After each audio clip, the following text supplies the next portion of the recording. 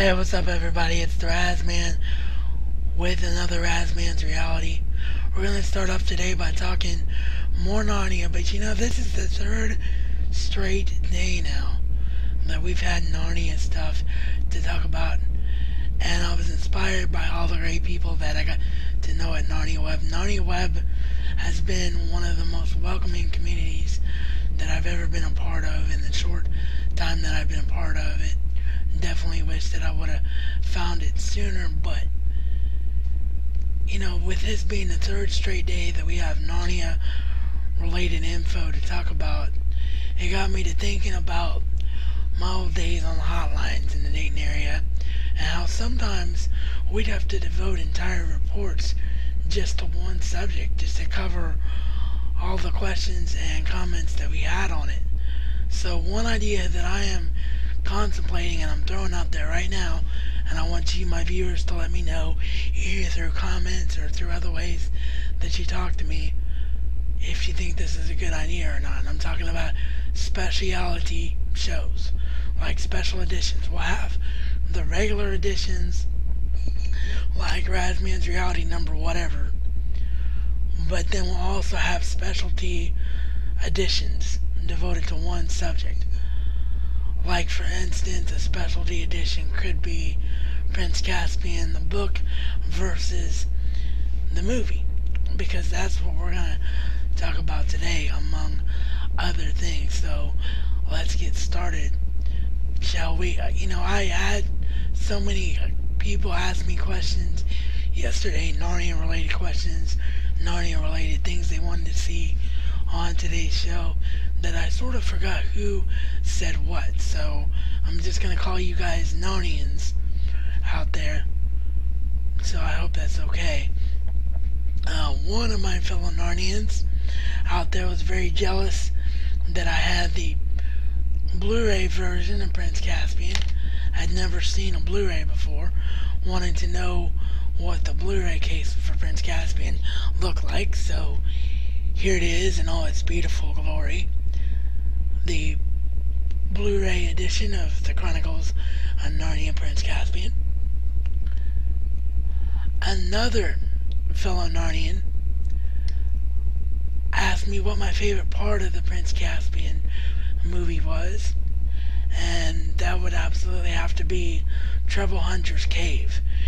When you read the books, you simulate and formulate images in your head of what stuff should and would look like, and without a doubt, Trouble Hunter's Cave is the number one thing that stands out to me, because it's exactly like I pictured it in my head. And the number one question that I got posed on Narnia Web yesterday from a bunch of different people, and I even went into a debate with my cousin, who is not even a Narnia Web member. It was so ironic that we ended up talking about this yesterday as well. And that's the book versus the movie. What would you have done differently? Well, I think the one thing that automatically stands out for anybody that's read the book and seen the movie, and the different correlations there, is the attitude of the Pevensies.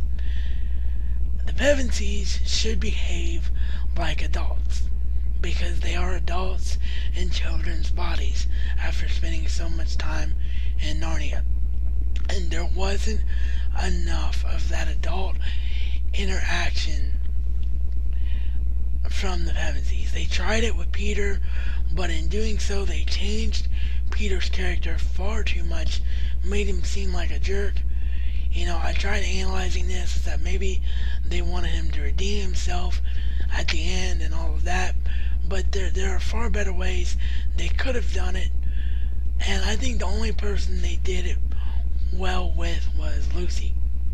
I think she was the only one that they really showed her behaving and acting more like an adult, but she still had that childlike innocence which was necessary for her to see Aslan. So that's the number one thing. The number two thing is drop the romance between Caspian and Susan, because it makes no sense. Susan is a queen of Narnia. It makes no sense for her to be the helpless girlfriend. It's just an absolute load of rubbish. And number 3, where are the apples?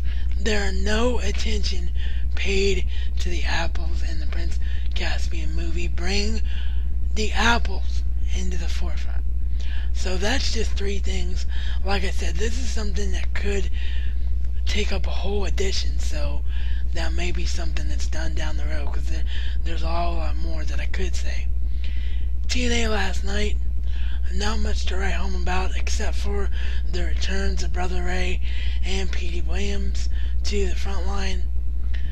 Challenges were made.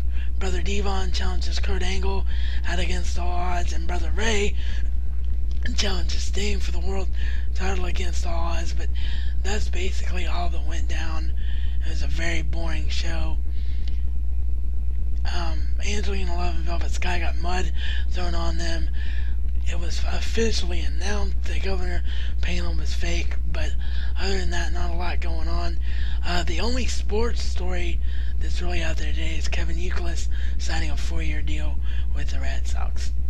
So with that, that's all my time for today. This is reality according to the RazMan and RazMan style. It's not just a catchphrase, but a way of life.